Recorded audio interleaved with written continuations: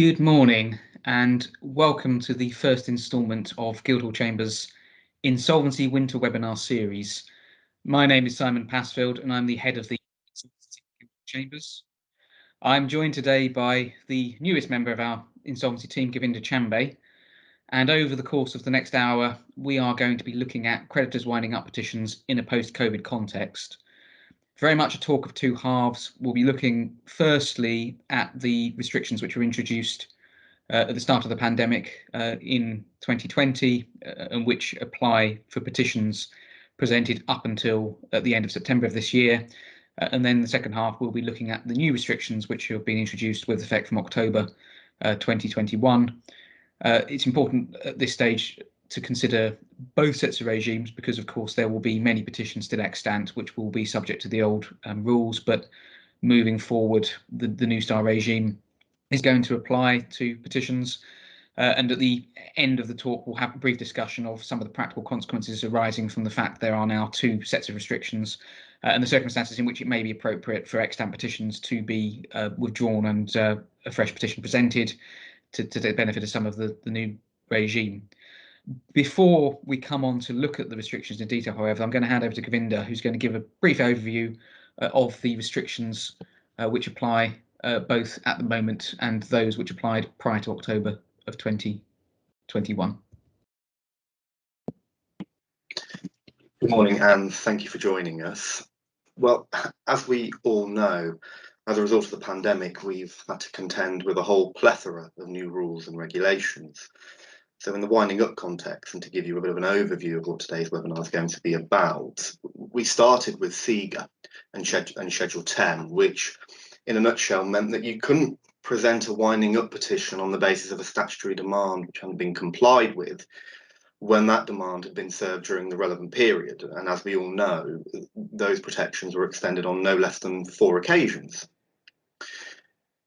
A petitioner also needed to satisfy the coronavirus test, where essentially the court conducted a causal stripping out exercise, in essence and very loose terms, who can't pay because of COVID and who, if you ignore COVID, couldn't pay anyway.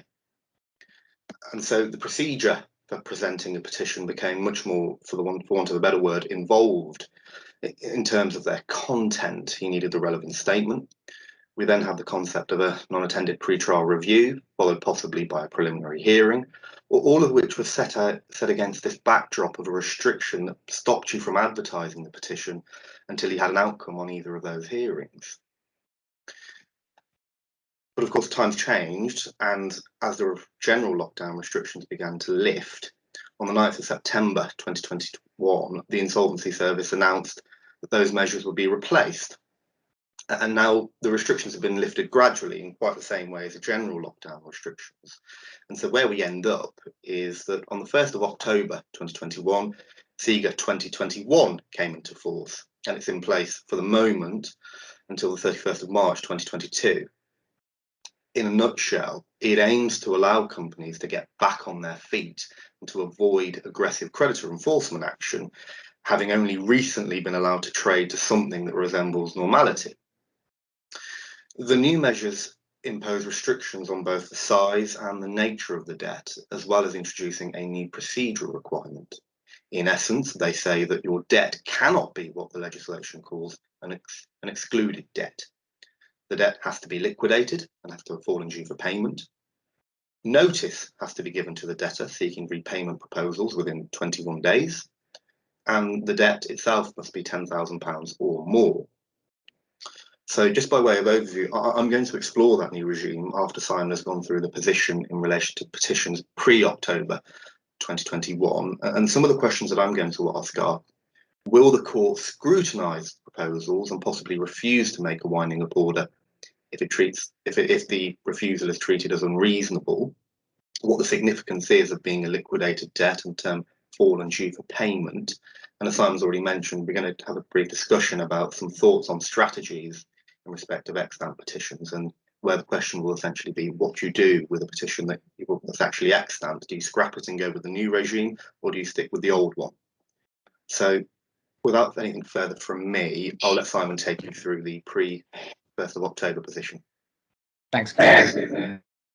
The focus of this section is going to be on creditors' petitions presented on the ground in section 1231E of the Insolvency Act. So petitions relying upon the company being unable to pay its debts as they fall due.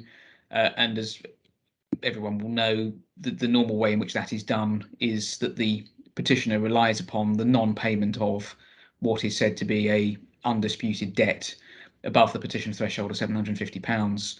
And the non-payment of that is then treated as inferring that the company is unable to pay its debts as they fall due.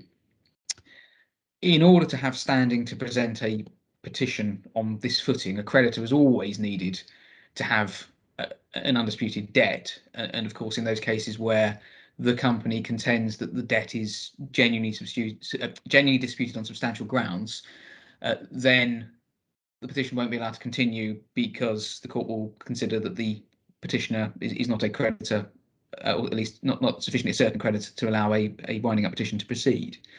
What the 2020 Act did was to impose a further restriction on standing, because not only did the petitioner need to be a creditor, properly spoken, they must also have reasonable grounds for believing that either coronavirus has not had a financial effect on the company, or that the company would have been unable to pay its debts even if coronavirus had not had a financial effect on the company.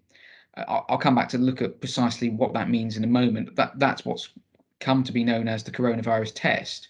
But just sticking at the moment with the initial standing point on presentation, there's clearly two elements that need to be satisfied. There's a subjective element, which is that the petitioner must believe that one or other of the limbs of the coronavirus test is met.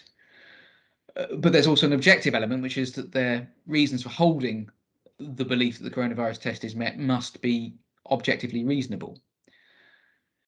It follows, it seems, at least to me, that if a petitioner presents a winding up petition, or presented a winding up petition before October 2021, in circumstances where they either didn't have a belief that the coronavirus test was met, or alternatively the grounds on which they relied were objectively unreasonable, then the petition itself would amount to an abusive process. Probably an interesting academic point, but the reality is one that hasn't really arisen in practice because of, as we'll come on to see, the need not only for the court to be satisfied that the petitioner had a reasonable belief, but also then to consider the question afresh of actually whether or not the test is met, both at the preliminary hearing stage, as we'll see, and if necessary, the final hearing. But the underlying purpose of the restriction introduced by paragraph 3 of CGAR is to prevent companies which are suffering from temporary illiquidity as a result of the pandemic from being wound up. As Govinder paraphrased earlier, essentially there's a distinction drawn between those companies which, as a result of coronavirus, find themselves unable to pay debts which they previously would otherwise paid, and those which were manifestly insolvent before the pandemic bit. And there's no good reason, therefore, for the government to wrap a protective arm around them in the way that it did other companies who are otherwise viable but have suffered temporarily from the effects of the pandemic. In terms of the procedural requirements on petitioning under the old regime, there was a requirement both for the petition to contain a statement to the effect that the petitioner held the belief in question, but also a summary of the grounds being relied upon. And the practice direction supplementing CGAR makes clear that if the petition doesn't comply with those procedural requirements, then it will not be accepted by the court for filing. But assuming that the petitioner has included a statement to the effect that he or she or it believes that the coronavirus test is met, the next stage then is that the petition having been issued by the court, it will be marked as private, not be available for inspection, and neither the petition nor the fact of its presentation will be revealed in response to any search by a member of the public of any court file of the record. What that means in practice, and I've experienced this in a number of cases recently, is that whereas prior to 2020, when a winding up petition had been presented, it had the practical effect of stopping any other subsequent petitions from arising because of the requirement for any putative petitioner to carry out a search of the file. Now we are regularly seeing a case where multiple petitions are being presented against one company because of the requirements of the petitions to remain private, meaning that it's not possible to discover that there are other extant petitions out there, and that can obviously throw up some interesting question marks over relation back periods and the like, which we'll come on to touch on at the end of this talk. Once the petition is issued, it will be generally listed for a non-attendance pre-trial review on the first available date after 28 days with an initial time estimate of 15 minutes.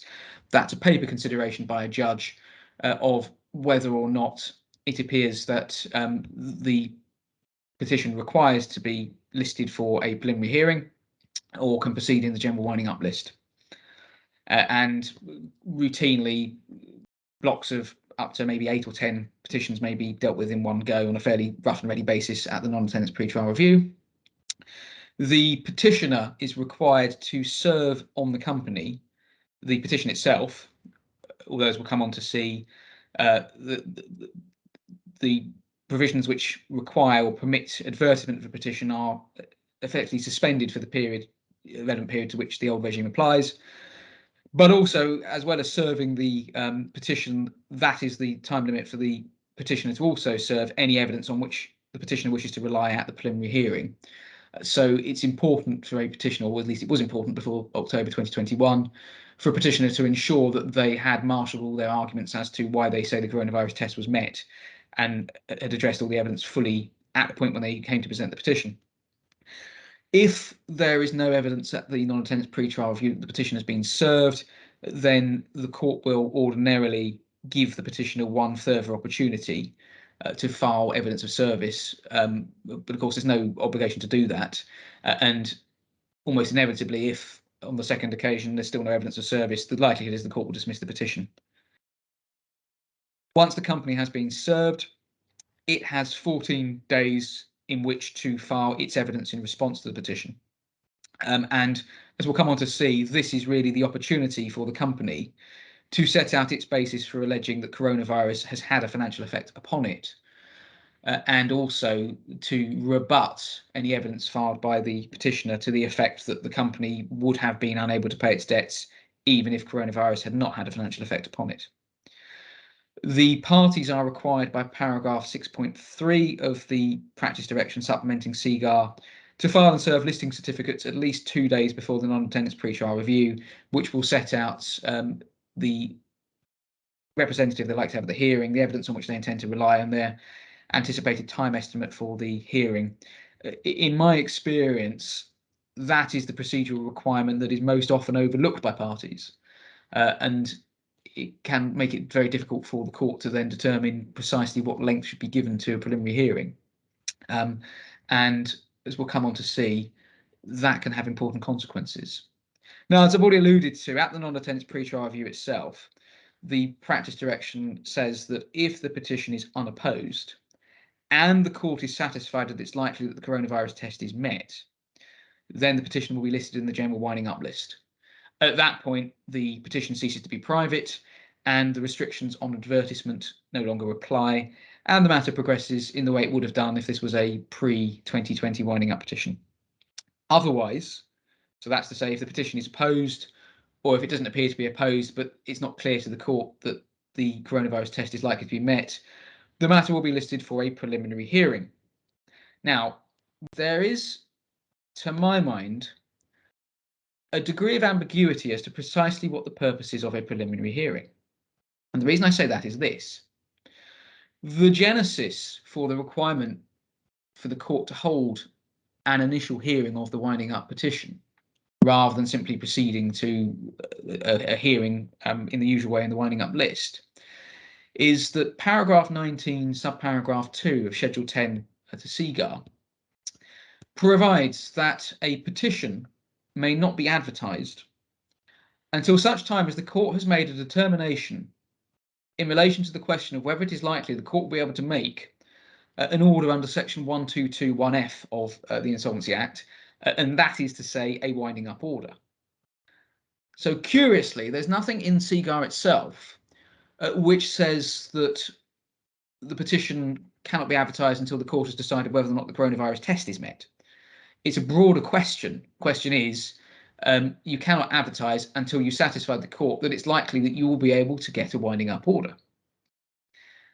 The practice direction then elucidates upon that by saying that at the non-attendance pre-trial review, the court will give directions for a preliminary hearing in order for the court to determine whether it's likely it will be able to make a winding up order having regard to the coronavirus test. That does rather beg the question whether having regard to the coronavirus test is intended to mean that all the court is required to do at the preliminary hearing is to assume that the petition will otherwise be made out. So put on blinkers as to whether or not there's a dispute on substantial grounds, and simply ask itself, if there is a underlying indebtedness, is the coronavirus test met in respect of it? Or does the court at the preliminary hearing have to consider not only the coronavirus test, but the anterior question of, well, is the basis for the alleged indebtedness likely to be made out? And that's a point which has, to my mind, some fairly substantial practical as well as theoretical consequences. In particular, I'm thinking of what we used to know as disputed debt petitions. So where you have a case where a petitioning creditor presents a winding up petition against a company which says, we dispute on substantial grounds that there is any indebtedness whatsoever. Can they, or should the court, deal with that question at the preliminary hearing? Or does it need to await an initial determination of, as I say, the subsequent question of, assuming that there is an indebtedness, is the coronavirus test met in respect of it? And that's an issue which I had to give some consideration to in my capacity as a deputy ICC judge in the case of PGH Investments Limited. That was a case in which the debtor company had applied for an injunction to restrain advertisement of a petition and or for the petition to be dismissed.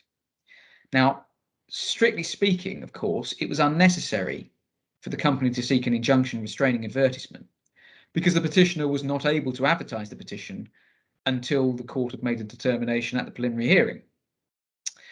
What I concluded was that this did not mean that the company was not entitled to make a proactive application for strikeout or summary dismissal of the petition. And in fact, notwithstanding the fact that there was no ability on the part of the petitioner to advertise the petition, there may well be good reasons why the company nevertheless wanted to have it struck out or dismissed at an early stage. For example, in a case where the presentation of a winding up petition is an event of default under the banking mandate or other financial arrangements, you can see good reason why the company would want to have that tidied up as soon as possible.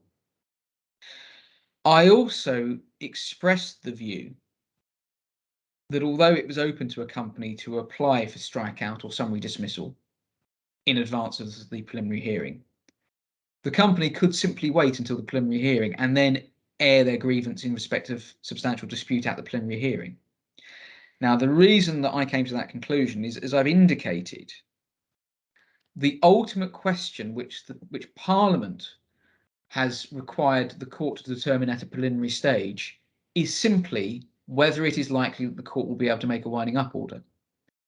And it seems to me that given that you don't even get into the coronavirus test, as we'll come on to see, until or unless and until the creditor has established their status as a creditor, so they've demonstrated that there's no substantial dispute,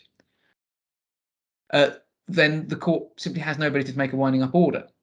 And so it seemed to me that in a case where there was a quite obvious dispute, it was perfectly permissible for the petitioner to say at the preliminary hearing, my first point is that this is a dispute on substantial grounds. If you're not with me on that, then my subsequent point is that the coronavirus test is not met. And although it is true to say that the practice direction then suggests that the preliminary hearing is about the coronavirus test, because it says the court makes its determination having regard to the coronavirus test. Of course, it doesn't say having regard exclusively to the coronavirus test. And so it seemed to me, at least anyway, that it is perfectly permissible for the company, as I say, to simply raise the point at the preliminary hearing. Now, one issue with that is there's been an inconsistency, I know, of the way in which that issue has been dealt with by other judges and other courts. And usually the problem centres around the fact that the time estimate at the preliminary hearing will be relatively short. And the judge will say, how can I possibly be expected to deal with both the issue of a dispute and the issue of the coronavirus test at this hearing? As I say, that's why I said a moment ago, the failure of parties to put in pre-trial checklists it is often the making of some of these difficulties, because if it's made tolerably clear by the company at the outset that they're intending to take the point, both in their evidence in opposition to the petition and in the checklists, and that they consider that the matter should be set down for half a day, however long it may be, then it's probably much more likely that the judge will be satisfied that it's appropriate to deal with the application at that stage. And again, it seems to me that while there's an argument to say, well, if the company wants to have the petition struck out, it needs to apply for that to get it properly before a judge, that does seem to add an extra unnecessary layer of cost and expense, which doesn't really seem to be in the spirit of the overriding objective. Now, that issue has been reconsidered recently, or at least will be reconsidered recently, in another case in which I'm involved, this time as counsel.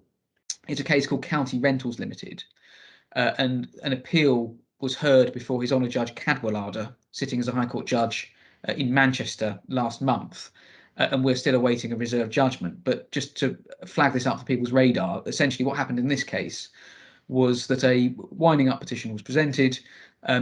At first instance, the company had both argued that the debt was disputed on substantial grounds, and then argued in the alternative that the coronavirus test was not met. At first instance, the district judge decided the matter purely on the basis of the coronavirus test and was not persuaded it was appropriate to consider the substantial dispute.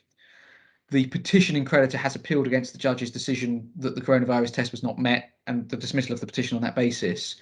The debtor company for whom I act has put in a respondent's notice saying that actually the judge should have dismissed the petition on an alternative ground, which is that there was a clear and substantial dispute. The company, the petitioning creditor, has taken issue with whether or not it's right that the court at a preliminary hearing is allowed to look at the question of a substantial dispute. And so very much hopefully that's a question which will be firmly answered one way or the other by the judge as and when he comes to provide his final written judgment. That then deals with disputed debts and preliminary hearings, but I want to move now to the situation where we're quite squarely looking at the coronavirus test itself at the preliminary hearing. And of course, as I said, there will be many petitions which were presented prior to October which have not come yet to a preliminary hearing. And so whereas some of what's proceeded is very much revision, hopefully this will be of practical utility moving forward for many people on this webinar. The coronavirus test is derived from paragraph 5 of Schedule 10, and there's essentially two limbs to it. How paragraph 5 works is that in a case where the court is satisfied that the grounds for making a winding up order are made out, but it appears to the court that coronavirus had a financial effect on the company before the presentation of the petition, the court may only make a winding up order if it's satisfied that the company would have been unable to pay its debts, even if coronavirus had not had a financial effect on the company. So this is the corollary of what we saw in paragraph 3, with the requirement for the company to have reasonable grounds for, so the petitioner rather, to have reasonable grounds for believing that the coronavirus test is met. That was a restriction on the standing of someone to present a petition.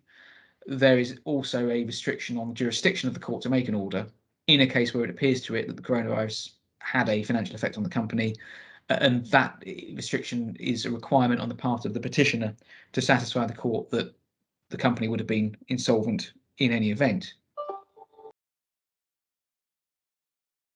In the case of Rear Company, which was the first reported decision to consider the new coronavirus test, ICC Judge Barber held that the evidential burden is on the company as regards the first limb of the coronavirus test. That's to say, it is for the company to show that coronavirus had a financial effect upon it before the presentation of the petition. But if the company gets over that that threshold test, then the burden shifts onto the petitioner, as I say, to demonstrate that the position would have been the same in any event. But as I've indicated, the question the court has to simply ask is, does it appear that coronavirus had a financial effect on the company? And so Judge Barber said what that means is, although the burden is on the company, the threshold is a low one. All the company needs to do is to establish a prima facie case that coronavirus had a financial effect on the company. And there is a statutory definition of what financial effect means, which is found in paragraph 21, subparagraph 3 of Schedule 10.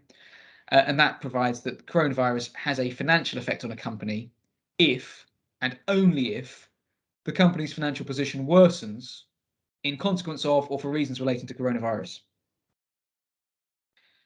And in the PGH case, which I've mentioned earlier, I formed the view that, given the wide formulation of that wording, it is enough for the company to show a prima facie case of an indirect financial effect. So, for example, although coronavirus has not directly impacted upon this company in question, because we don't trade in a sector that's immediately affected by the pandemic, it has affected our debtors or our suppliers, and that has meant there's been a drain on the payments coming to us, and that has caused us then to suffer cash flow difficulties, for example. There have been 5 reported cases so far where this first limb of the coronavirus test has had to be considered and determined by the court. Dealing firstly with those cases in which the company has succeeded in establishing the necessary prima facie case.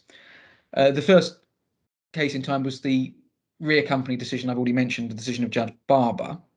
And in that case, the debtor company was a UK holding company for companies which provided property and business management services in Africa.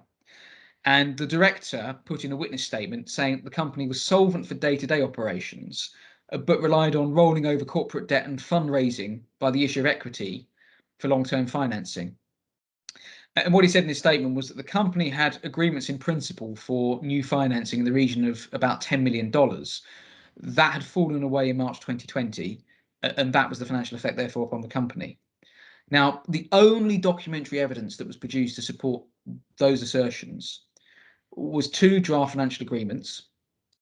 Those agreements only related to part of the supposed new financing. The director did not strain himself to adduce any financial evidence of the company's performance either pre or post COVID. So there were no management accounts in evidence, there was no annual accounts, there were no projections, there were no cash flows. The judge expressed some reservations about that, but she did say that notwithstanding, there was nevertheless adequate evidence to overcome the very low threshold prima facie test, that there was a funding drive underway by late December 2019, early January 2020, and that was stopped in its tracks by the onset of the pandemic. So that was a case which gave a degree of comfort, I think it's fair to say, to a lot of debtor companies that it would be quite easy, or so it seemed to be, to establish the first limb of the test. The second second reported case where the test has been met is a more recent decision of Her Honour Judge Kelly in another rear company case, this time from earlier this year. In that case, the debtor company was part of a group of 46 companies which was involved in construction. The CEO of the company filed a witness statement in which he said that the pandemic had created a perfect storm in terms of cash flow because there were delays to projects due to staff shortages and contractors having to self-isolate. That had a knock-on effect on the company's income. Also, the company's suppliers had increased their prices, which squeezed profit margins. There was an increase in unpaid invoices coming in from or being paid by the company's debtors, and there was a reduction in new contracts generally. And the judge was satisfied on the facts of that case that the company had more than established a financial effect. And pausing there for a second, it's perhaps unsurprising that a construction company would be able to establish that the coronavirus had a financial effect upon it. Just want to mention very briefly in passing a third unreported case, a decision of Judge Burton in another case in which I was involved earlier this year, which establishes a similar theme. That was a case in which the company in question supplied baked goods to theatres, cinemas and other customers in the hospitality industry. It also operated weekly street food markets. It then suffered a dramatic drop in its sales, because unsurprisingly, the government announced that the hospitality sector was essentially required to shut down. All street markets were closed. And in that case, the only evidence put forward of a financial effect was a witness statement from the director explaining those facts, but not exhibiting any underlying financial documentation to support that. The judge was nevertheless satisfied on the basis that there was a witness statement supported by a statement of truth, which was not inherently implausible, was not contradicted by any evidence produced by the petitioner, and more importantly, she said that it was inconceivable that a company supplying baked goods to industry was not affected by COVID-19. So those three cases, if you like, on the one side of the scale, represent the common sense prevailing in cases where you have quite obviously a company that operates in a sector where it seems almost self-evident that coronavirus will have had some impact upon its financial trading, even if, remember, that the financial effect need only be a worsening position. So that a company which makes a profit of £10 million every year and only makes a £9 million profit in 2020 has had a financial effect caused upon it by COVID, even though it can't be said that in any way it has been rendered insolvent or otherwise is suffering from difficulty as a result. On the other side of the equation are the cases in which the company has failed to establish a prima facie case. There are three of them. The first case was a decision of Deputy Judge Agnello QC in a case called Newman and Templar Corp Limited. That's also reported in some places as Rear Company. It seems that what may have happened is that the case was initially wrongly reported using the names of the parties, and there's been since an attempt to anonymise that, but unfortunately the cat's slightly out of the bag in terms of the names of the parties involved.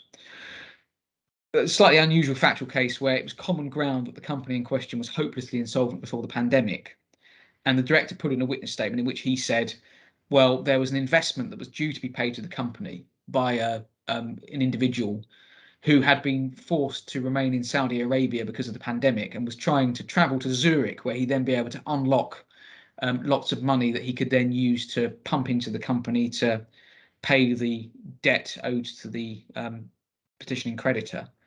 And that's probably as close as possible to get to the suggestion that a Nigerian prince has a boat which he can provide to the as collateral to an individual if they simply put some money in his bank account. It's perhaps unsurprising in that case, against a backdrop of repeated broken promises having been made, that the judge rejected the argument that there was any established financial effect, because simply the evidence just simply wasn't there. The second case where the limb was made out was my decision in PGH Investments. There, the company was a non-trading holding company which had given a personal guarantee of the director's obligation to buy the petitioner's shares.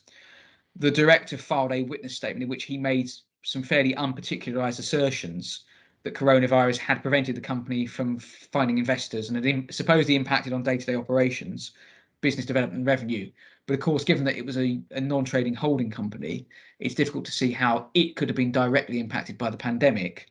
At the hearing, counsel for the company conceded that he couldn't credibly argue that coronavirus had had a direct impact on the company, but he sought to argue that there was an indirect financial effect, because he said that the director would have sold his shares to someone else, used the money to discharge the primary liability, and therefore the guarantee would never have been called in. And so on that basis, that was why there'd been a financial effect on the company, albeit indirect. But I found that there was insufficient evidence to support what was just a bare assertion that the petitioner, that the director would have been able to sell the shares in question.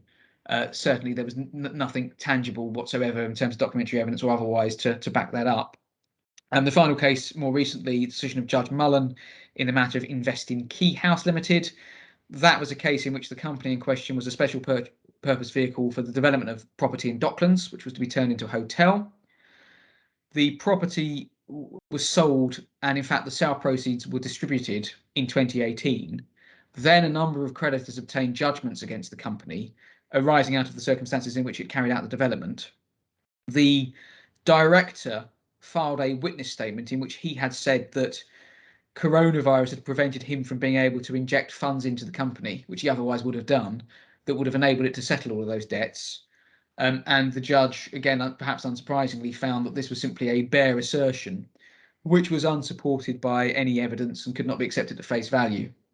So I think the takeaway is this, that in a case where the company is relying upon a direct financial impact upon it because of coronavirus, and it operates in a sector where it seems quite self-evident that coronavirus is likely to have a financial effect upon the company doesn't really need to do very much at all to get over the low threshold test.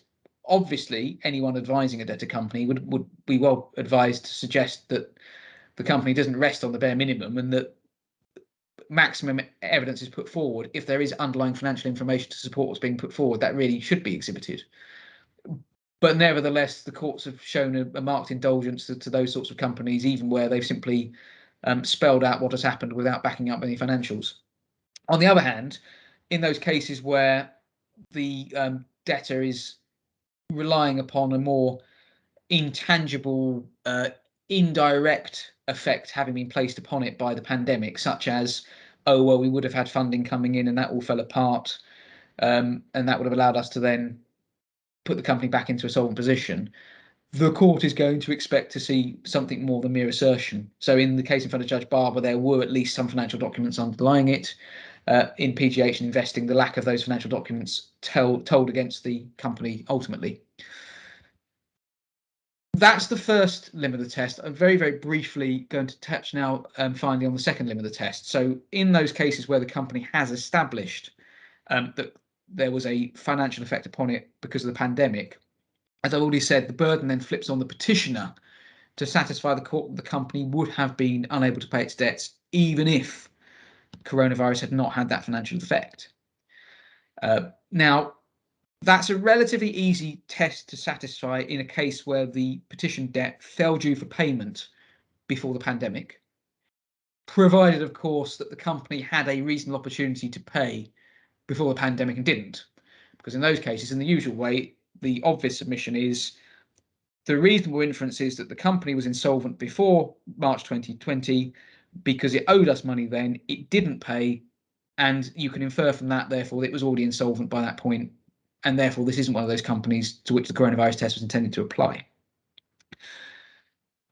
I've found from experience, both as counsel and on the bench, that an argument is often made that if the company continues to trade after the onset of the pandemic and then incurs a liability which it can't pay, that no restrictions should be imposed upon the ability to have a winding up order against it. And the argument, to paraphrase, is usually, well, this is a case where the inability to pay has got nothing to do with the coronavirus.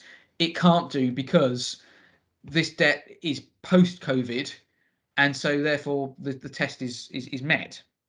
To be very clear, and this was my finding in PGH and was backed up by the decision of Judge Kelly in the most recent Rear Company case, that doesn't work because the question which the court asks itself at the preliminary hearing stage and then if needs be at the final hearing, in terms of the second limb of the coronavirus test, is would the company be unable to pay its debts as they fall due if coronavirus had not had a financial effect on it before the presentation of the petition?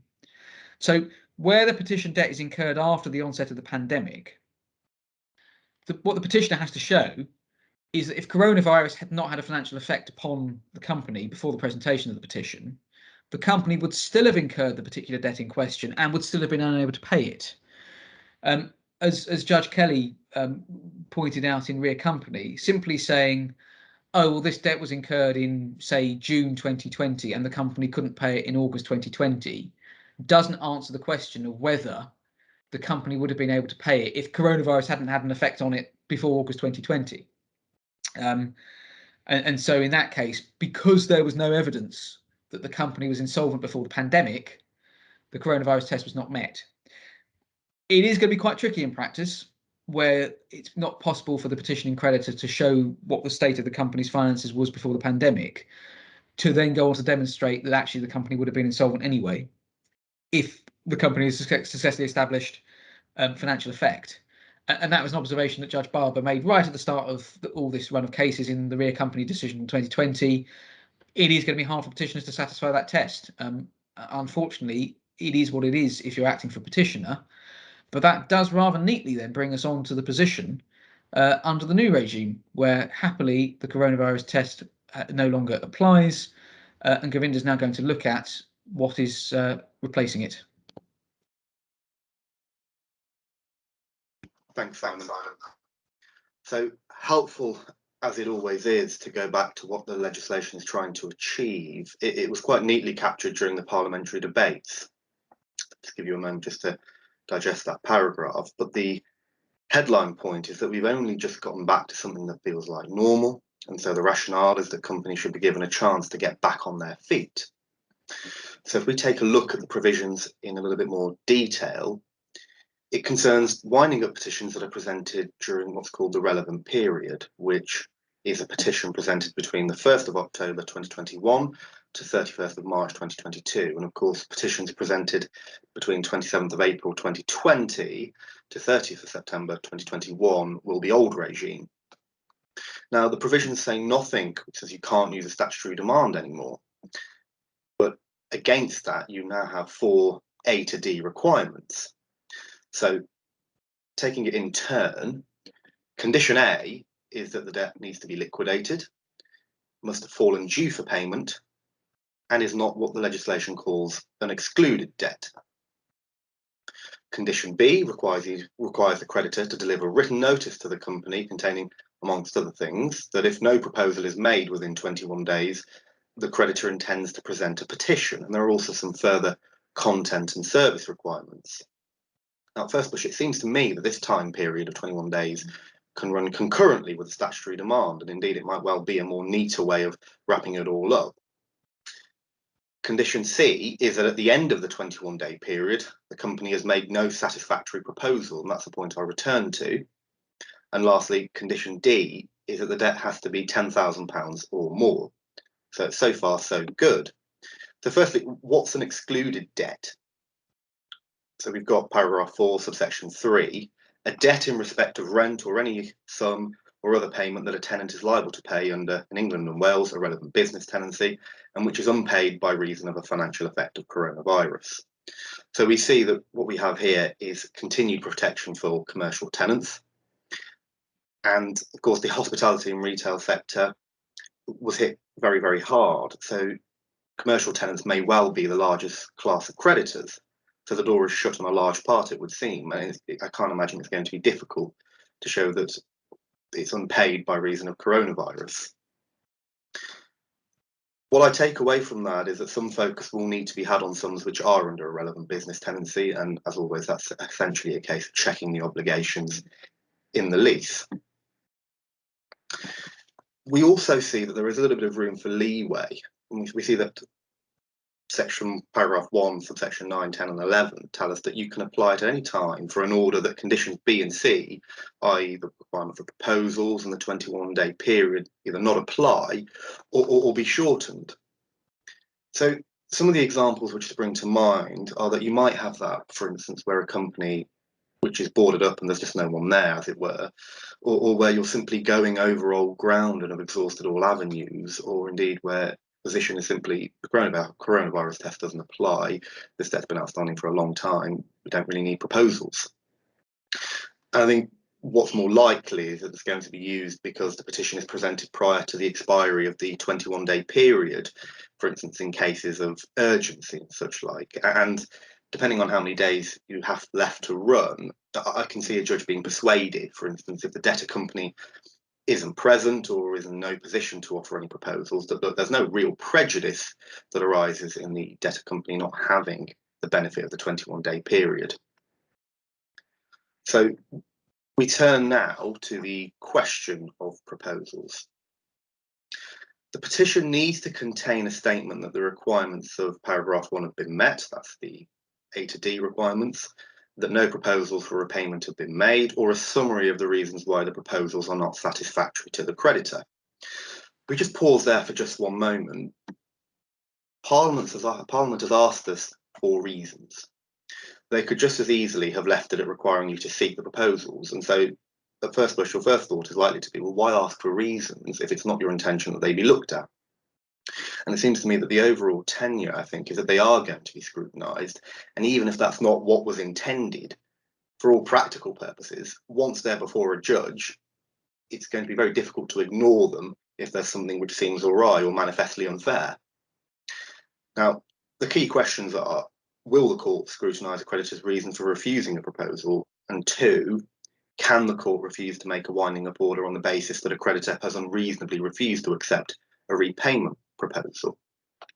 In fact, during the debates, some light was shed on this question. And again, I'll just give you a moment to digest those two paragraphs.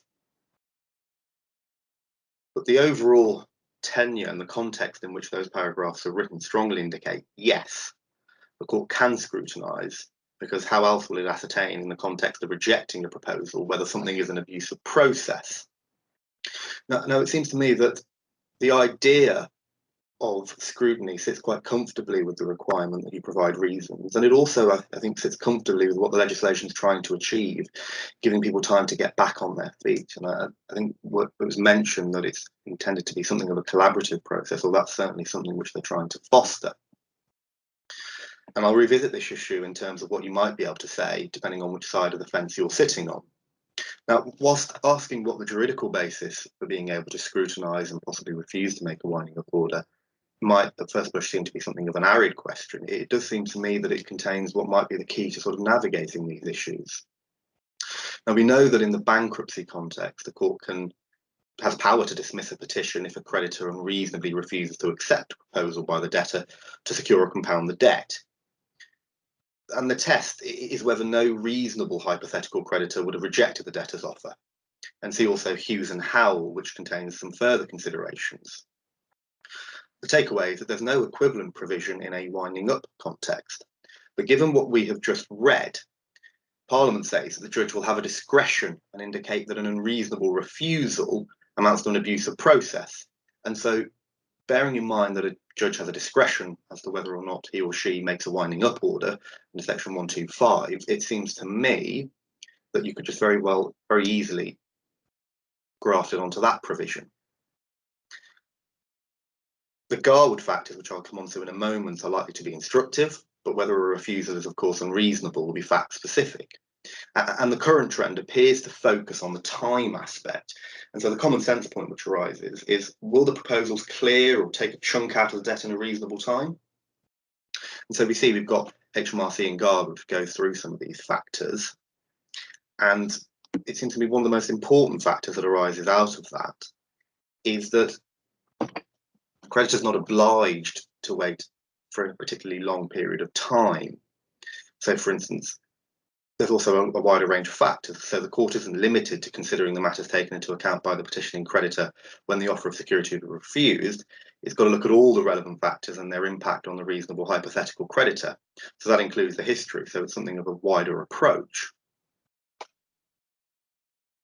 And as I say, a creditor is entitled to have regard to his own interests and is not obliged to take a chance or to show patience or generosity. And the costs and resources implications for the creditor are a highly material consideration. It seems to me that those are two of the most important factors which you'd want to put forward. So in terms of the potential impact, what we might see is an increase in applications to restrain presentation of a winding up petition on the basis that refusing to accept a proposal was unreasonable and therefore an abuse of process. And of course, in line with that, we might see hearings of winding up petitions centering on this issue for quite some time. So in terms of practical points, in terms of what you can do depending on which side of the fence that you're sitting on, I think the first point is to emphasise what the adverse effect, as the case may be, would be of accepting a payment proposal. Likewise, if you're the debtor, why there's no prejudice, except there may well be a bit of preempting there. And if the debtor's defaulted before, insofar as you're able to, you mention it and highlight that effectively there's no need for you to go back down that particular road. We've tried it, it hasn't worked. And of course, the converse is true for the debtor. Time, you'd want to emphasise, I suspect, that it's been equally hard for creditors who've been kept out of their money. And of course, use the garbled factors as a guide. I can't see any reason why they wouldn't apply in a winding up case. And the reality is the judge is going to need to start from somewhere. So that's the strategy and point on reasonable proposals.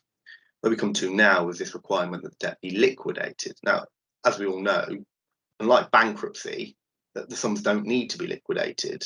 His Honour Judge Matthews confirmed that an unliquidated sum, even if it's a claim for damages, can form the basis of a winding up petition. But of course, paragraph 1, section 2 says that it has to be liquidated. The obvious point that arises is that it reduces the circumstances in which you can present a winding up petition.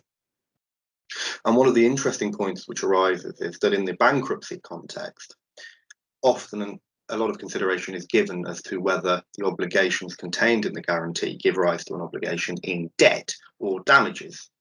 And of course, that's not relevant in the corporate insolvency context.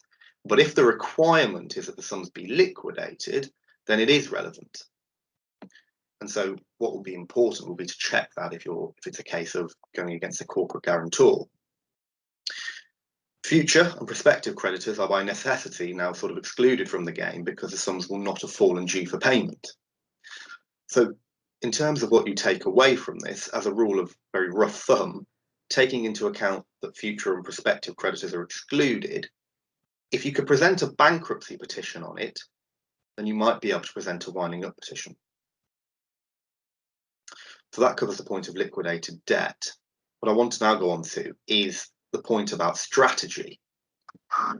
What do you do about winding up petitions under the old regime? Do you start again? Do you scrap the winding up petition and start again under the new regime? Or do you continue under the old one? It's a question where there's a lot of factors, some legal, some commercial. I think the starting point is legally. How likely are you to win on the coronavirus test? Assess your chances effectively. If it's a historic debt case, you might be more bullish. Whereas if it's slightly evenly split, you might be more tempted to go down the new regime. But of course, there's also the commercial aspect of it. It might cost you more to have a preliminary hearing followed by a hearing of the winding up petition, of course, assuming the preliminary hearing has been ordered, which of course takes you back to what stage are you at. If you're not at the non-attended pre-trial review stage, you might be able to get out early. And of course, if the preliminary hearing was successful, it might be worth staying with the old regime because those costs have now been incurred and you've had at the very least a finding that it's likely that the coronavirus test will be met.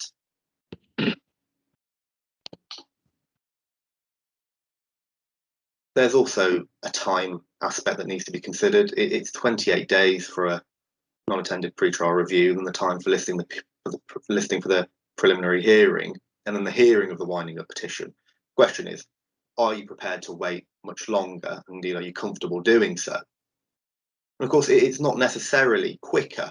It's still 21 days for proposals. And of course, you've still got the point that it may be offset by a time period running concurrently with a statutory demand. So it does all depend on where you're at and what hearings you have left. I don't know if you want to cover the points about payment proposals from there on, Simon. Yeah. Well, that's another head scratcher that arises out of all this, really, because we've been uphill and down on some of these points over the course of the last 24 hours. I think it's fair to say, isn't it, Govinder? Because it's going to be very factually sensitive depending on the case that you find in front of you, as to these sorts of commercial considerations that come into play of, depending on how far you are down the winding up process, is it going to be more beneficial for the client to stick with what we've got, or is there some commercial advantage or imperative to pulling the plug on the old petition in order to gain access to the new petition and the new regime, should I say? And of course, you'll only be doing that in those cases where there's some tangible benefit you can identify that you want to take advantage of, and you have to factor against that the likelihood that if you decide to withdraw an extant petition, even on the basis that it's because you want to present a fresh one, the likelihood is you're going to be on the wrong end of a cost order for the company's costs up until that date. So this isn't a decision that would be taken lightly. One of the downsides, obviously, to seeking to go down the new regime route is that on the one hand, you may decide that you've got difficulties over coronavirus tests, and so therefore it's advantageous to be able to be in something resembling the old-fashioned norm of simply, I can show you you owe this money, and there we go. But as Govinder's alluded to, given that there's a need to give the debtor an opportunity to put forward payment proposals, and we have an uncertain landscape as to how a judge might approach the question of reasonableness or otherwise of refusal, it is somewhat uncharted territory. And as indicated on the slide, whilst it may be a more swift process to be able to get to a final hearing if the petition's unopposed, the downside is that if the debtor company decides to challenge the refusal of a proposal and seeks to restrain on that basis, you could end up taking a much longer process anyway, even getting through that procedural hurdle and showing that there's nothing unreasonable about the refusal of the offer. The more interesting thing, I think it's fair to say, and one which caused us to go slightly boss-eyed as we were tracking our way through it yesterday, relates to relation back. And it's a very complicated point, and there's a cop-out with only 4 minutes to go to the end of the talk. We're not going to go into the weeds on it, but just flag it up for people to have a think about. And the point is this: the other innovation that the 2020 Act brought about was to amend the provisions of the Insolvency Act dealing with the relevant period for the purposes of Section 238 and 239 claims. So that's transaction undervalue and preference claims, and the operation of Section 127, void dispositions.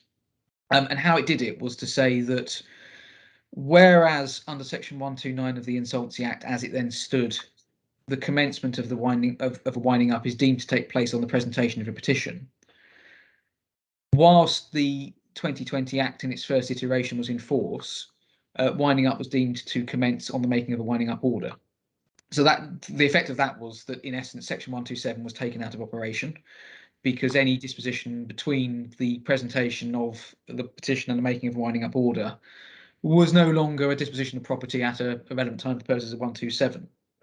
And also, there was a slight fiddling with the calculation of the relevant period for the purposes of TUV and preference claims, because under the 86 Act, as it normally applies, the period within which a transaction can be challenged as a TUV or a preference is effectively up to 2 years before the commencement of winding up, so the period of 2 years before the presentation of the petition.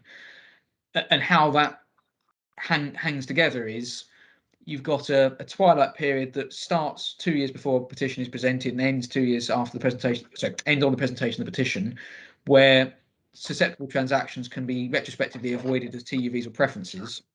And then from date of presentation of petition up to date of order, you've then got the benefit of 127, which means that any disposition is automatically void, even if it's a full value, unless a validation order is then obtained or is prospectively obtained. Under the 2020 modifications, actually the relevant period for purposes of preference or TUV is calculated from the later of 2 years before the date of the presentation of the petition, or 2 years and 6 months before the making of the winding up order. And in very rough and ready terms, what that means is that if it takes more than 6 months between the presentation of the petition and the making of the winding up order, then the relation back period will start from a later date than 2 years before the presentation of the petition. The new 2021 modifications have removed all of this. And so there will be cases which, by our calculations, if we got our maths right, and we're not professing to be mathematicians or statisticians either of us, but we're pretty sure, having looked at this quite in some detail over the last 24 hours, we think that the answer is, in a case where it takes 6 months between, or at least 6 months between the presentation of the petition and the making of a winding up order, The relation back period will start on an earlier date if you were to withdraw your petition and present a fresh one, than if you sat back and waited for the petition to get onto a final hearing and then winding up fine to be made on that extant petition. And also, in any event, you will have the protection of Section 127 moving forward. And in cases where there's concerns that assets may go walkabout in the twilight period between presentation of petition and making of order, that may be of greater tangible benefit than the prospect of having to try and unwind or challenge all of that as a transaction under value down the line on an application by the liquidator. That brings us up to bang on 10 o'clock. So for once, barristers sticking to time estimates, which I know is an unusual occurrence.